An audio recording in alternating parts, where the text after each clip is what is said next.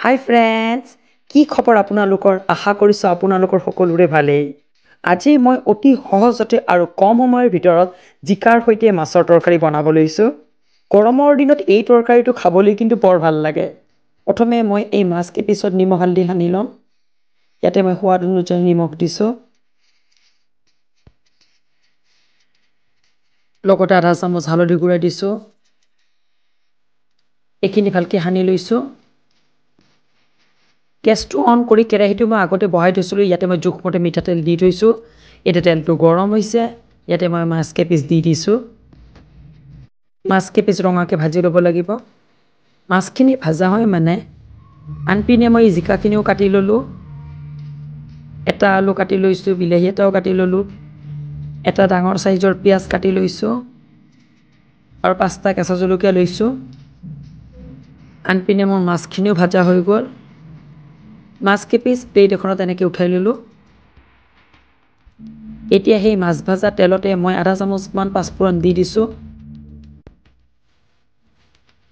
ইয়াতে শুকান জলকীয়া এটা দি দিছোঁ। লগতে কাটি লোৱা পিঁয়াজখিনিও দি দিছোঁ। এইখিনি অকণমান লৰাই লৈছোঁ। ইয়াতে এতিয়া আলুখিনিও দি দিছোঁ।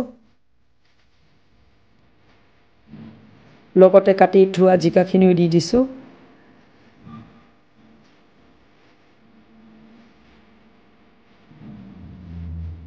এইখিনি অকণমান লৰাই লৈছোঁ। ইয়াতে সোৱাদ অনুযায়ী নিমখ দিছোঁ। লগতে আধা চামুচমান হালধি গুড়া দিছোঁ। এইখিনি ভালকৈ মিলাই লৈছোঁ। এতিয়া কম গেছত 5 মিনিটমানৰ কাৰণে ঢাকন দি থ'ম। 5 মিনিট পিছত জিকাখিনিৰ পৰা পানী ওলাইছে।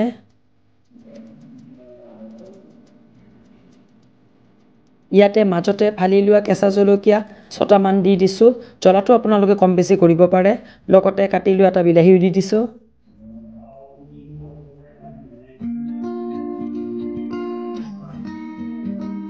এতিয়া আকৌ কম গেছত 2 মিনিটমানৰ কাৰণে ঢাকন দি থৈছোঁ। 2 মিনিট পিছত ইয়াতে জোখমতে পানী দিছোঁ।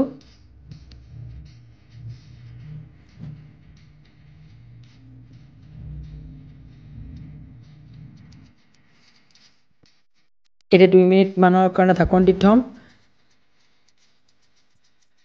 2 মিনিট পিছত তৰকাৰীখিনি উতল আহিছে। ইয়াতে মই মাছকেইপিচ দি দিছোঁ।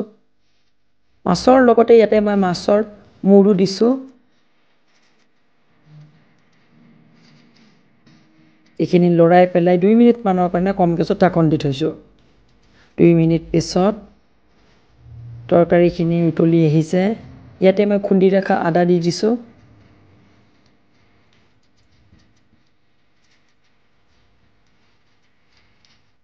আকৌ 2 মিনিটমানৰ কাৰণে কম গেছত ঢাকন দি থ'ম। 2 মিনিট পিছত মোৰ এই মাছৰ তৰকাৰীখিনি হৈ গ'ল। বাতি এটাত এনেকৈ উলিয়াই ল'লোঁ। এই মাছৰ তৰকাৰীখিনি কিন্তু গৰম গৰম ভাতৰ লগত খোৱাৰ আমেজেই বেলেগ। খুব চিম্পল আৰু একেবাৰে মছলা নোহোৱাকৈ বনোৱা মোৰ এই মাছৰ তৰকাৰীখিনি কিন্তু আপোনালোকে এবাৰ হ'লেও বনাই চাব। গৰম দিনত কিন্তু এই তৰকাৰী খোৱাৰ জুতিয়েই বেলেগ।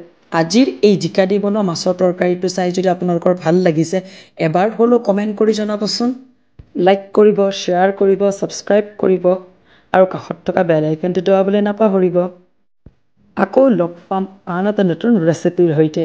তেতিয়ালৈকে বাই বাই।